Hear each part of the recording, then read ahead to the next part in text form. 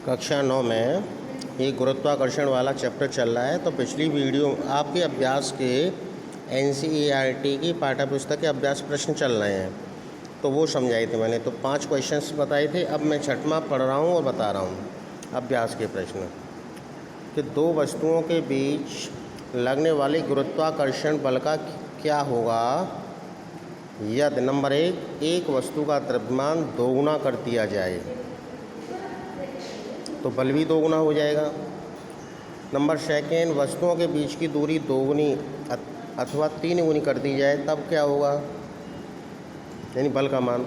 और दोनों वस्तुओं के द्रव्यमान 2 गुने कर दिए जाए, तब कितना होगा। इसका आंसर है कि गुरुत्वाकर्षण के सार्वभौमिक या सार्वत्रिक गुरुत्वाकर्षण के नियम से हम जानते हैं कि F बराबर G(m1 m2 अपॉन r²) ये होता है। m1 और m2 होते हैं दोनों पिंडों या वस्तुओं का द्रव्यमान, और r दोनों वस्तुओं के बीच की दूरी या पिंडों के बीच की दूरी। अब पहले का हम आंसर बता रहे हैं कि इसमें कि किसी एक वस्तु के द्रव्यमान को दोगुना करने पर वस्तुओं के बीच लगने वाला बल भी दोगुना हो जाता है। नंबर 2 जब वस्तुओं के बीच की दूरी को दोगुना किया जाता है तो उनके बीच लगने वाला बल 1/4 यानी 1/4 रह जाता है, यानी दूरी 3 गुना करने पर बल का मान 9वां भाग यानी 1/3 का होल स्क्वायर रह जाता है।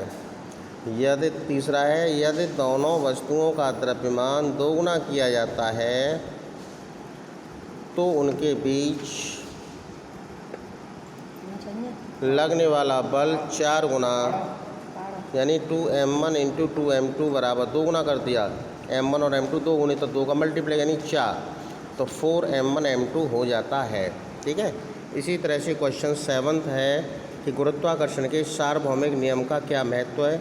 इसका आंसर ये है कि यानी कि हमें पृथ्वी से बांधे रखने वाला बल है। पृथ्वी के चारों ओर चंद्रमा की गति होती है इसी के कारण, और सूर्य के चारों ओर ग्रहों की गति भी है। चंद्रमा तथा सूर्य के कारण ज्वार भाटा आते हैं। मुक्त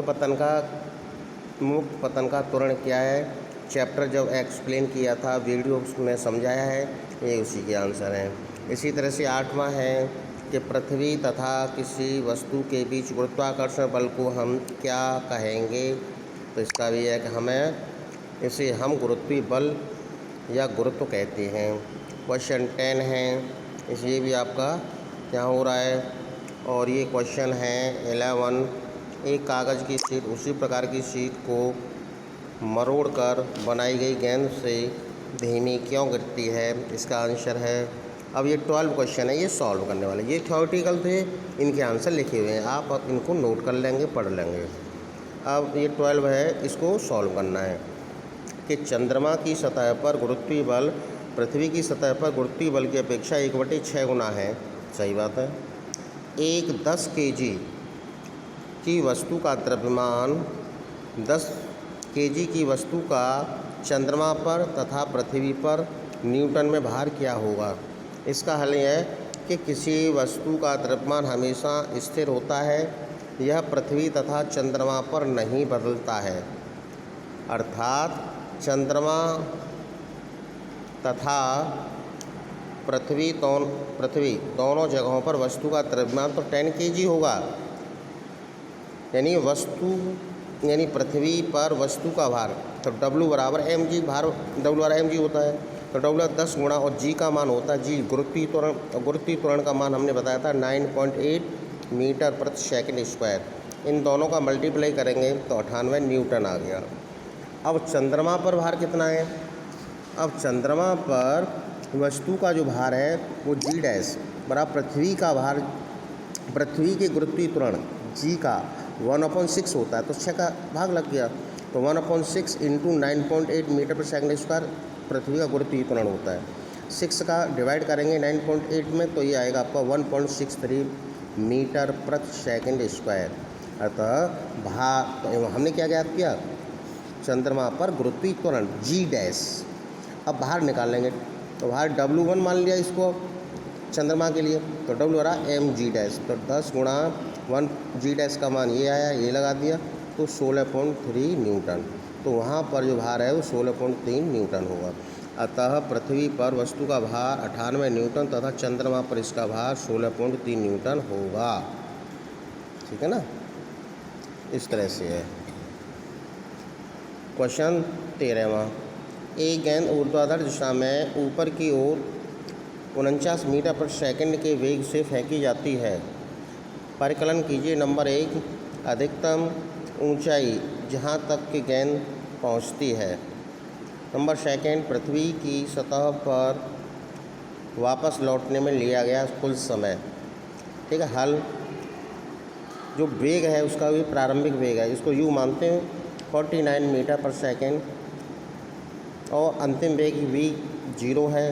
गुरुत्वीय त्वरण g का मान इतना होता ही है। तय की गई दूरी यानी ऊंचाई हमको ज्ञात करनी है तो h क्वेश्चन मार्क है।